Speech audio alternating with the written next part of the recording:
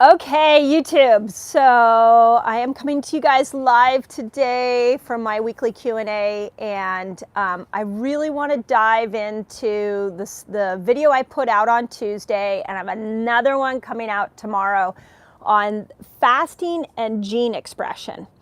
So let me tell you that there is a ton to unpack when it comes to the science behind fasting and what it can do to our genes. So I'm just like right at the surface of understanding it and getting to all the studies that are out there. So stay tuned, because I'm going to bring you more and more and more so that you can really understand which fast is right for you based off of genes that you're trying to turn on or off. So tomorrow I have one coming out on athletic performance. Super interesting. There is a very specific gene that we know endurance athletes have, and there are 2 fasts that will help to trigger this gene if you want to help with long endurance type sports. Specifically, the gene gets turned on and creates strength around muscles, and it's with 2 very specific fasts, one of which most of you do, the other one you probably don't do. So I'm gonna leave the suspense up till tomorrow. That video will premiere Friday morning around 6:30 my time.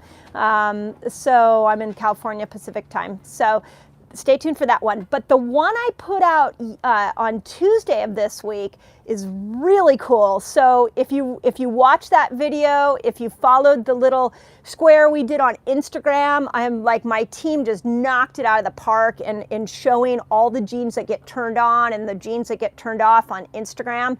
So go check out my Instagram page, and you can see the synopsis of it there.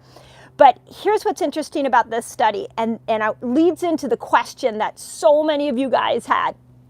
The study was done on 14 people, okay? And I say this in the video that 14 people is good. It's not great, but it's good. It's better than a mouse study. And the thing about the study that was interesting is that 13 of them were men and one was a woman. This is a major problem in the world of science. We don't always delineate between if the study was done on a mouse, if it was done on a human, and if it was done on a human, was it done on men or women? So women, stay tuned, because I'm going to be bringing you more science behind what we know around fasting and hormones specific to women, because there are some really interesting woman-only studies that need to be brought to light on fasting. But when they did the study, what they did is they gave the people a meal before the sun came up, so they were able to eat whatever they wanted. So I just want to point that out. They didn't put any requirements on their food. So before the sun came up, they could eat whatever they wanted. Then they went 14 hours in a dry fast. And the dry fast was no water obviously, no food, for 14 hours, and then at night when they ate, they could eat whatever they want. And they did this fast 30 days in a row. And as the fast went on, they saw genes get upregulated, get like turned on, good genes, like genes that repair DNA, genes that help improve insulin management. I'm actually in a couple hours doing a presentation for a group of doctors on genetics and metabolic syndrome and fasting. So I actually will be teaching this fast to them, because there was a gene in there that actually, after 30 days of this 14-hour dry fast, sun up to sundown, got triggered and helped with insulin and glucose management, which is awesome. It also let me go back to what it turned on. It also turned on genes that protected BDNF. So BDNF is brain fertilizer for the brain.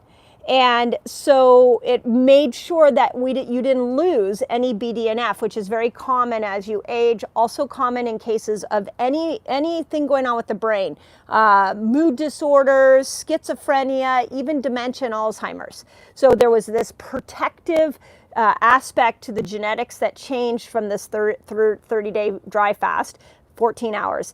And it also turned off a lot of genes for cancer, which was amazing. And one of those genes was a drug-resistant leukemia, which I think is so fascinating because when you come to medicine, whether it is to take a blood pressure medication or do chemotherapy for a specific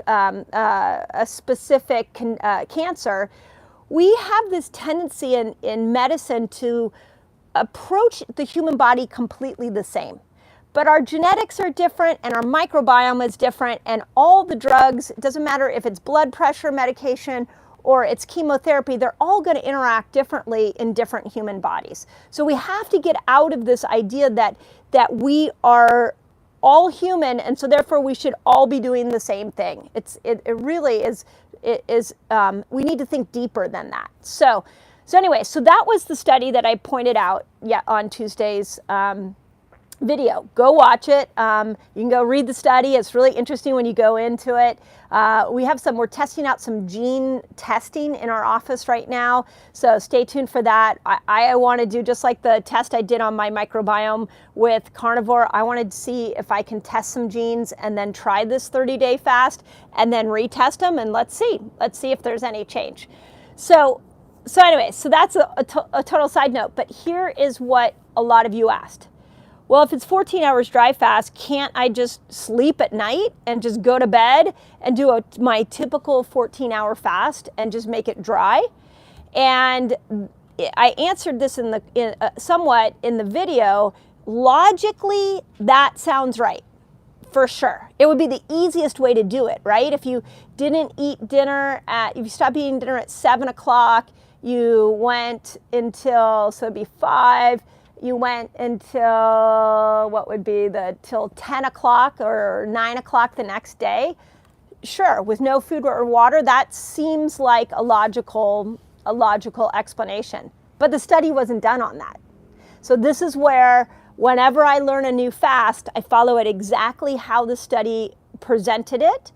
And then once I learn it as a tool and I want to build it into my lifestyle, then I start going, okay, I think I'd rather do 14 hours overnight than 14 hours during the day. So that is a personal belief question you will have to ask yourself to see. When I go and I test genes on myself for this month process, I will do it exactly the way the study showed it to be done. So that way we are getting as close to the original study as possible. So just something to think about. But if you're like, hey, I got a lot of Alzheimer's genes in my family, I really don't want to, I want to really, there's cancers in my family that I just really want to make sure I don't get.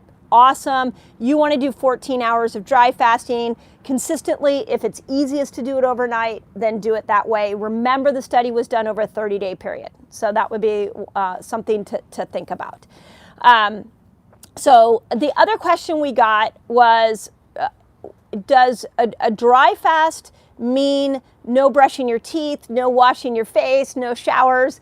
This question gets asked a lot. So there is a hard dry fast and there is a soft dry fast. Soft dry fast is you're just not drinking water, you're not eating food, you can still brush your teeth, you can still shower, you can still wash your face. A hard dry fast is you don't let any water touch your body, your mouth at all.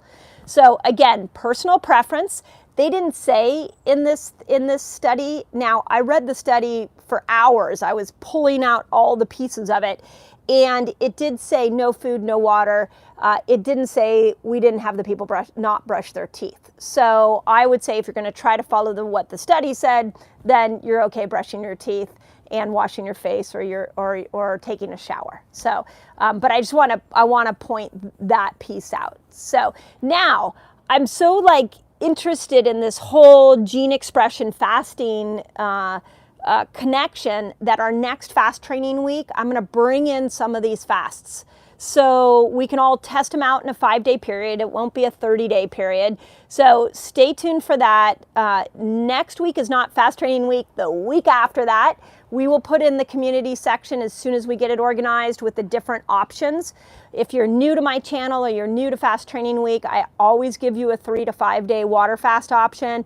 And then we will do this go around a turn on and off genes fasting option, and we'll talk about that and I'll guide you through that process. So I'm excited to put that together for our next fast training week. We also, before I open it up for questions, we also just opened up our signups for a new reset that I created called the Fat Burner Reset. And what I did with this reset is I took every study that I have seen that shows we can change you from a sugar burner to a fat burner with fasting. I took all the different fasts. I took all the different eating styles, and I'm going to guide you through a 15-day experience where you can apply all these principles so that you can make that switch. Remember that only here in America, there's only 12% of Americans that are metabolically flexible. That means they're stuck over here in sugar burner. So I came up with a new reset. I'm calling it Fat Burner so that we can get more people switched over into this fat burning place. So that will start on September 21st. If you want information on that, just put Fat Burner Reset in the comments and my team will come in and give you a link. We do keep it to small groups. You will get menus, you will get a layout of what to eat, what your macros are, when to fast. We do 4 Zoom calls. We have guides that will guide you through. It's a really cool experience, and this is a brand new reset. So we have meat eating options, we have vegetarian options, so there's a little bit of everything for everybody. And I'll let you in on a little secret with the Fat Burner. I have built in a day where I teach you how to break a fast, because this is a very, very common thing that we get, or question that we get. So I'm really excited to bring that to you guys. So with that, I'm open for your questions. I'm gonna make some observations about the study really fast. Yep. So when it was done, people were doing it for religious reasons, for Ramadan. And so there was other external factors that were motivating them, right? I'm not sure it was done for Ramadan. No, it said in there they were fasting for Ramadan. Okay. Yeah. Okay, you're watching my husband and I disagree on science right here. But, so he wanted you to know that it was done for Ramadan. The interesting thing was the circadian rhythm changes. I thought about that. That would be the nuance that I was going to talk about, the eating window being breakfast and dinner. So what Sequoia is saying, and I thought about this as well, is those of you that want to do the 14-hour dry fast overnight, what we don't know is if there was something about doing it sun up to sundown, because there could be part of the benefit of this 14-hour dry fast was that you were eating in a circadian rhythm style where you're eating when the sun comes up and eating when the sun comes down. So there could be something in that created some kind of shift in the gene expression. So, another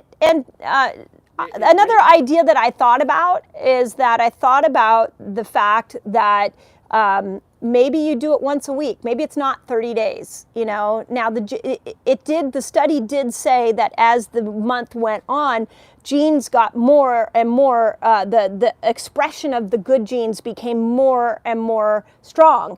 So maybe there's 1 or 2 days a week you do the 14-hour dry fast. So it's just fun, you know, like let's play with these principles and see. Now, if you have a gene that you're like really looking to overcome, and then, you know, and you're really focused on it, then you're going to want to do it exactly the way the study did it. So that's how I apply it. And I just want to point this out because whenever we talk about dry fasting, people get so excited.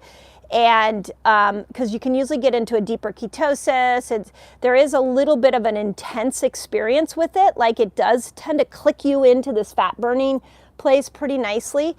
But I do not recommend more than 24 hours of a dry fast. Somebody messaged me on Instagram and said they had just finished a 50-hour dry fast. And I was like, no. That's not what this is about. This is when dry fasting, we talk dry fasting, this is not if a little bit's good, more is better.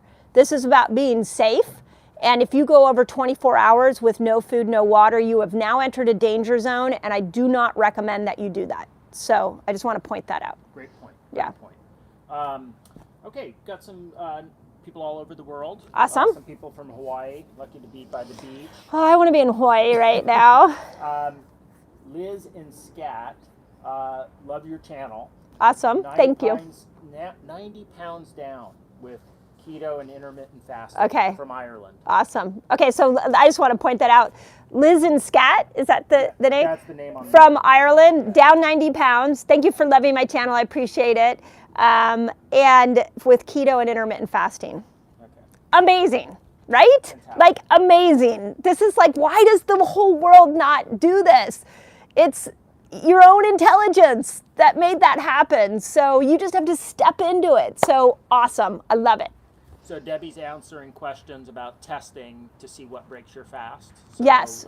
Those are hopefully being done in previous videos you've Okay. done on that. So I'm going to skip those questions this time. Okay, Debbie is giving you all the lowdown on what breaks your fast. Right. So And how to determine- she's giving you the videos I've already done on that. That's a really common question. We probably get it a couple times a week.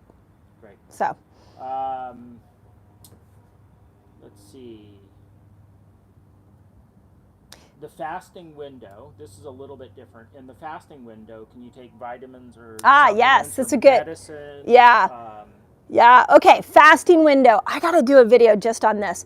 In the fasting window, can you take vitamins or medications? So here's what I found in research, and it really pertained to thyroid medication, that when you take certain medications in a fasted state, you take in more of the medication. So your body is absorbing it more.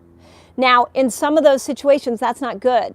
So I typically say if you can, put the medications in your eating window, put the supplements, same thing, in the eating window if you can, because you might get more absorption of those pills.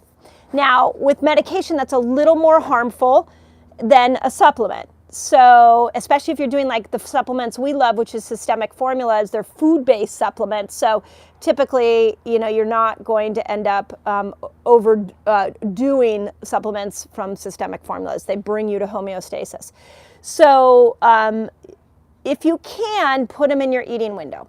Now, if you can't, then my first thing on medication, and I would love this to just be the truth for the world, would be involve your doctor in the process. Because then the doctor that put you on the medication could have a very collaborative discussion with you.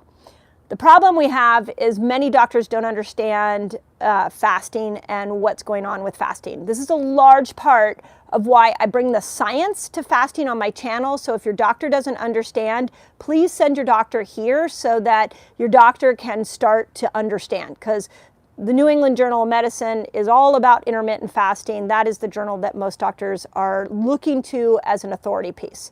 So make sure that they are educated. You may be more educated on fasting than your doctor.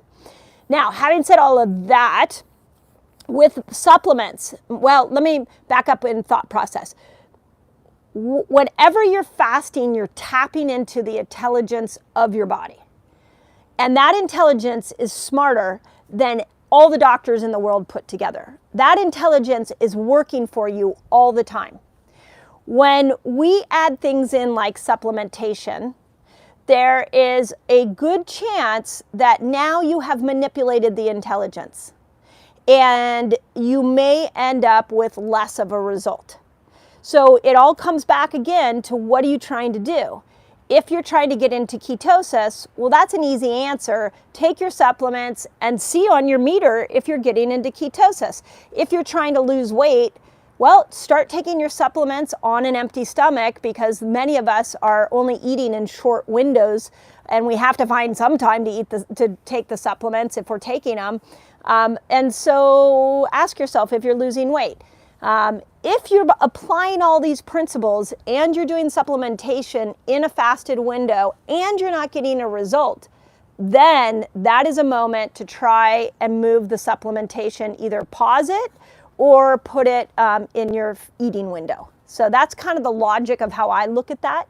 On the medication one, be very aware that as you fast, if you're taking a medication, your body might absorb more of it, and you might have an adverse reaction to it. So please involve your doctor in that conversation so that you guys can work like a team when it comes to using the incredible healing principles of fasting and mixing it with your medications. So. Great. And let's see, this is from the Mamgusian. Okay. Interesting name. Doing a 14-hour dry fast overnight plus 4-hour water fast, so 18 in total. Oh, I like that. That's a good way I to like do it. that. I just want to pause on that for a second. Yeah. So there's one way to do it. 14-hour dry fast and then breaking it the next day with a 4-hour Water fast.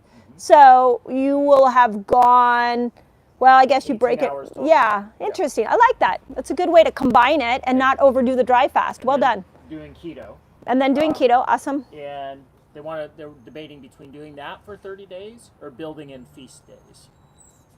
Well, that's a great question. So continue with that or build in feast days Right. is the 30 question. days of that program or... Well, it depends what you're trying to do. Okay, so if you're trying to affect genes, I would stay with that program. And do that for 30 days. If you're trying to make yourself metabolically flexible so that you can get into ketosis a little deeper, if you're trying to lose weight, the real trick around weight loss, the real trick around getting into ketosis is the in and out of feast famine. It's not the famine all the time. So if you want to lose weight, if you want to get into ketosis, then I would throw in some feast days. If you're just trying to experiment with the genes, then do 30 days of what you just said. And having said that, I don't think there's a really wrong answer here. It just is when we're building fasting lifestyles, it's like using the tools in different ways. And adjusting for your life. Yeah, and adjusting for your life, exactly. Like if it's your... Yep, just like, I talk to so many people and counsel so many people through different styles of fasts. And, when I get one-on-one with somebody, they often will say, okay, just tell me what fast to do. And there's two questions I always ask. What are you trying to accomplish? And what's your lifestyle like? Because the goal is to be able to have your cake and eat it too. The goal is to be able to live this amazing life, have all the joys that life can present you, and be really healthy. So there's a way to fit it for your lifestyle. Okay. This is an interesting question, and I think now in the study, people ate whatever they wanted. Yes. In the eating window. Yes, in the eating window they didn't of. drink any alcohol. I didn't say that specifically. Because they Okay. were doing Ramadan. Okay, so no, they didn't drink alcohol and they ate whatever they wanted. Whatever Yeah. normal diet was. Yeah. So if you ate really like a keto or a ketobiotic version, would you have increased Could you effectiveness? accelerate your Yes. Yeah. Okay, so the question is, what if I do what they did in the study, sun up to sundown, but I ate really well? Mm-hmm. Absolutely. Would I get better results? Yes, I would think so. Yeah. Yeah. I mean, I definitely would think so. I'm not really a fan of like fasting, doing like 14-hour dry fast and then going to McDonald's or going, somewhere and just pigging out. I tell you that I did notice on Monday I tried the 14-hour. I actually got up, the way I did it is I got up and I have my ritual cup of coffee with some butter and a little bit of cream. I had that. I drank a glass of water and then I went 14 hours. And it's really interesting. And you guys who have done dry fasting, let me know if you find this, that if I don't take a sip of water and I'm just dry fasting all day, there's a point at which you become less and less and less hungry. And I was actually in a deeper ketosis that night. I usually, by the end of a 24-hour fast, I will be at like 1.0. I was at 1.5 in ketones. So play with it and see. But that would make logical sense to me. Okay. Let's see. Oh, it jumped. Hold on, my scrolling jumped here. Okay, while Sequoia is finding that, a couple things to tell you. If you guys have not listened to the Resetter podcast, go check that out on iTunes.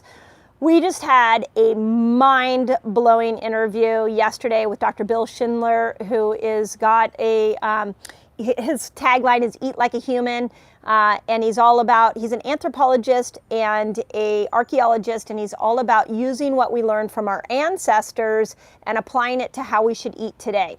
So one of the challenges that I've been having is trying to understand if carnivore has its benefits, what do we do with vegetables?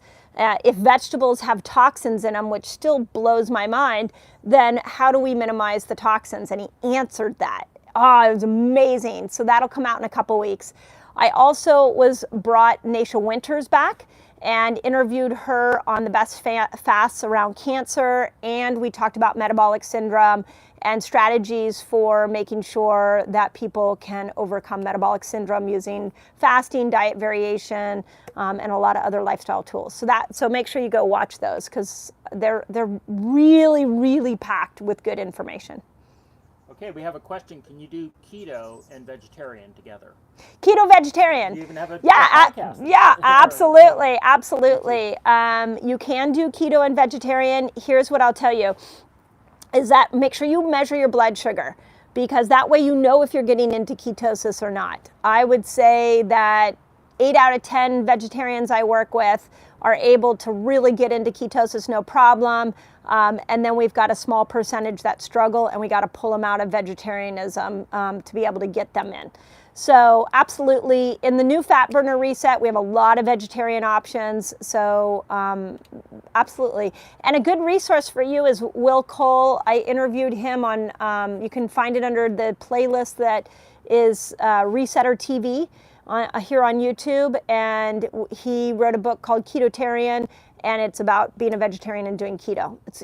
So we had a really good conversation. So you can go find that interview too. Great. I don't know what that is. Sorry. Let's see. My question, guy, is a little slow today. Arthritis. You want to talk about arthritis? Wendy has a question about different types of arthritis and fasting. Arthritis and fasting. Okay, so regular arthritis, rheumatoid arthritis. Doesn't say. Psoriatic arthritis. Okay. A lot of thoughts. You know, for sure, any inflammatory condition, fasting helps. No doubt. The arthritic conditions that are more autoimmune tend to do well with a more 24-hour fasts. So make sure you're going into longer fasts, like at least once a week doing a 24-hour fast, so you can make sure that we're balancing the gut out. There is something called T regulatory cells, and they are made in the large and small intestine, and they regulate the immune system. So when we have conditions like psoriatic arthritis, rheumatoid arthritis, what happens is that the immune system is hyperactive, and so it's like you left a hose on and like it's flooding your grass in your backyard. Like the inflammatory hose is on, causing more and more issues. So you need to make sure those regulatory cells are upgraded. You can do that through more 24-hour fasts. There's also some great research with carnivore. Now, the other thing that we have found with psoriatic is oftentimes there's a toxicity issue. So make sure that you're looking at all the toxins in your life. Anything that is on the skin, often if you have a skin version of it, often can be things that will be triggered from a gut imbalance. So I really like 24-hour fasts, and I really like looking at things like carnivore fasting to try to get yourself back on track, and I like looking at your toxic levels. So, great. Hope that helps. So Kathy is stuck. Kathy Lopez. Okay. 57 years old, and she's been doing 12 to 16-hour fasts. Okay. And just not losing weight. Okay, so Kathy is stuck. 12 to 16-hour fasts. Not losing weight. How old? 57. 57. Okay. So, gosh, I have so many thoughts. So I'm just going to go down a checklist for you, Kathy. So first thing is, when you're eating, what are you eating? So make sure you're going low carb and not high protein. So my first thing when somebody's fasting like that, make sure that you're not eating junk in your eating window, and make sure your carb level is under 50 net grams and your protein is under 50 grams. A lot of people will do fasting and then they will go keto, but they don't care about the protein and they eat too much protein. So that would be the first thing. Second thing I would say is it may be time for some longer fasts. You might have to push your body to go find that excess that it stored years ago, the excess toxins, the excess glucose, the excess insulin. You might have to push the body to go find that, and you can do that really well with a 36-hour fast.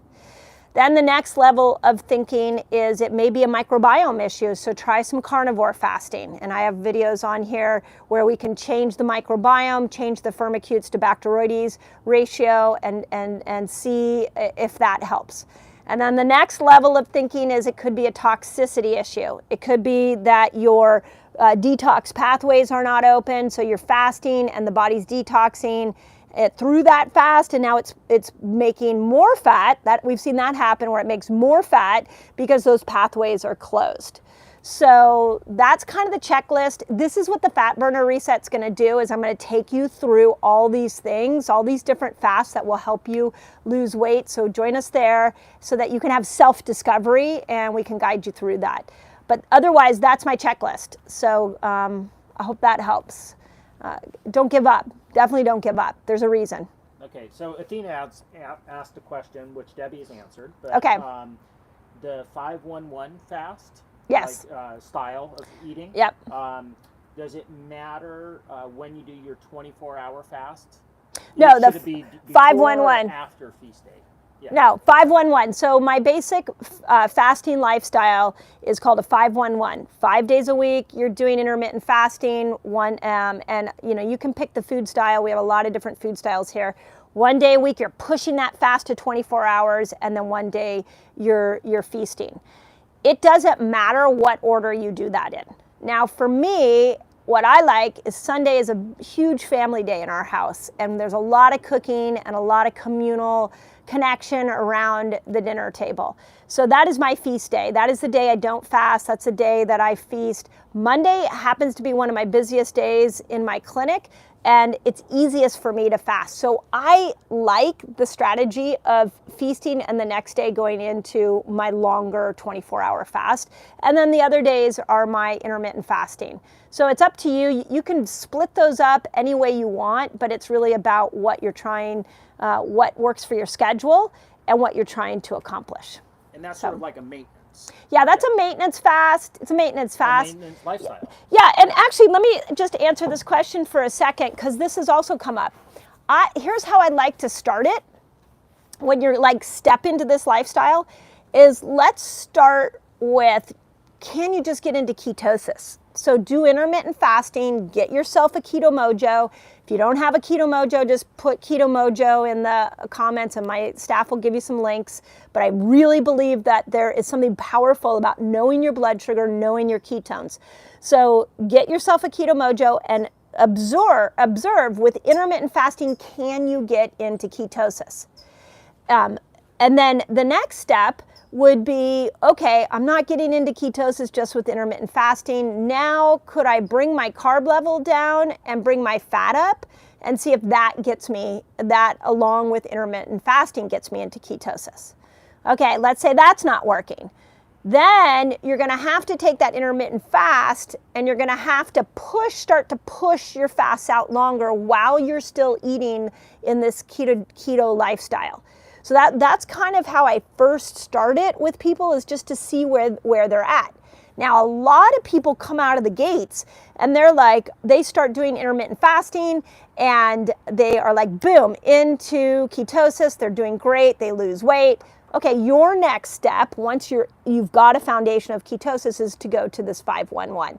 And then I even have a 4-2-2 and a 3-3-1. We talk about that a lot in my academy. Athletes follow a different I have an athlete one. Actually, we're coming up on, if you don't follow me on Instagram, I recommend you go over there, because we're coming up with some really cool protocols that we're gonna put on Instagram in little squares. One of them that's coming out next week, it may be tomorrow, my team's got it figured out, is how to build muscle and how to improve athletic performance using the principles of fasting, protein cycling. How would you use that around a big workout day or a big performance day? So there's a lot of ways to go about mixing these together, and we're going to start showing you more of the ways that I personally do it with clients that I coach. So we'll show you some of the successful ones that we've done and put them over there on Instagram. Yeah. So. And you have that background in exercise physiology. Yeah, my undergraduate work was in exercise physiology. I was a competitive tennis player. That was 30 years ago. And so I love taking athletes and mixing up these principles for performance enhancement. There's a lot you can do. And the old thing of carb loading, yeah, that's old. That's old school. We don't think like that anymore. So I like with athletes going into deprivation Monday through Thursday, and what I mean by that is autophagy. Go into autophagy fasting, and then right before a big workout, do a protein buildup, then do your workout, and then there's a recovery that you'll see that we're going to give you guys on Instagram. So cool. Switching subjects, Stefan wants to know, what about a green juice fast? Oh, green juice fasting. This is awesome because this came up when I spoke with Jesse Eisler's 30 Days of Excellent group. A lot of people were juice fasters, and they were excited about that. And so here's my thought on it. And this kind of goes back to the question we had about blood sugar. Anything that raises your blood sugar is going to pull you out of a fasted state. So we want to keep the blood sugar even or bring the blood sugar down, which is why sometimes a scoop of ghee in your coffee actually makes it so your blood sugar goes down. So my concern with the juice fasting is that you never get your blood sugar low enough to get the benefits of a fasted state, but yet it's a juice cleanse, it's a juice fast, right? So you're still on an empty stomach as you're drinking these juices. You're getting the absorption of the nutrients from the vegetables or the fruits that you're juicing. That's awesome. And you're giving your digestion a break. It's not having to work as hard. That's awesome. But you're not getting autophagy, you're not getting growth hormone, you're not getting stem cells, the chances of losing weight become less, you're not turning on and off genes. So a juice cleanse is got its limitations. Now, where I think you could marry the two is that you could do a 17-hour fast and break it with a green juice. That would be amazing. I think that could be a good way to combine the two. When I first got into fasting, I did the master cleanse. I don't know if any of you did the master cleanse. I did it for 10 days. And now I look back on that and I'm like, oh my gosh, that must have been torture for me, because you drink lemon in water with maple syrup and cayenne pepper. So, oh my gosh, I must have those of you that had done it, tell me if you liked it or didn't like it. But that was treacherous because my blood sugar never got low enough for me to get ketones, for me to get the benefit. I did it for 10 days. So that's my consideration with juice fasting, is what's going on with your blood sugar. So, and this is why measuring is great, because green juice, celery juice, we used to get questions about celery juice a lot. Maybe it doesn't affect your blood sugar, but you gotta see. So. Okay, John Towney is on, and John is one of our community leaders over in the Reset Collaborative, and he dry fasting. I was just gonna say, John, did you see have you seen the dry fasting video that I did on Tuesday? John is the honorary president of the Dry Fast Club in our Resetter Collaborative, and started a group over there on Mondays that dry fast together. So I know life has been busy, John, but if you want to start that back up, I think we have a new reason to all dry fast now based off this new research. So, but otherwise we can do it on our own as well. But it's nice to hear from you. Awesome. Right. Cool. Well, that's about time. Okay, great. So you guys, if you want to join us in the Fat Burner Reset, please come into that experience. I love these resets. I love taking you through these processes and helping you discover the right fast for you. That is really what my channel is about. I have some fun new videos coming out. Like, I'm going to do a video. Let me know what you guys think of this. I'm going to do a video on what do you do when you get hungry when you're fasting. seems like an obvious question, right? So I'm going to do a video on that one that will be coming out next week. If you have other fasting questions that you want me to do a video on and you don't see it here on the channel, just put what video you'd love to see done, and my team will make sure that I get it. But for sure, you guys, you are awesome, and please don't give up on yourself. You have this intelligence in you that is just waiting for you to tap into it, and I have never, ever in my 50 years of life seen something as effective as fasting for tapping into that intelligence. So as always, I hope that helps, and happy fasting.